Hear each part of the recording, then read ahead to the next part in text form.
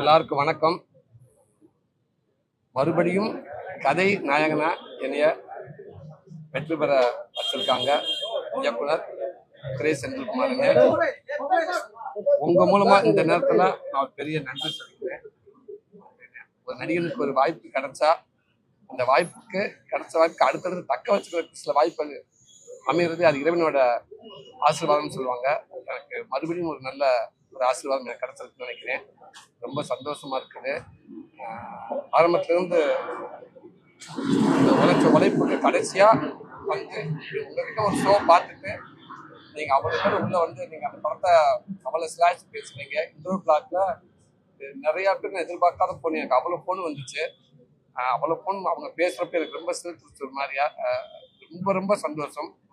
Second half பார்த்துட்டு சொல்லுன்னு சொன்னாங்க. செகண்ட் ஹாஃப் பார்த்துட்டு எல்லாரும் அதை விட எல்லாரும் சேர்ந்து வாழ்த்துறீங்க இந்த படத்தை.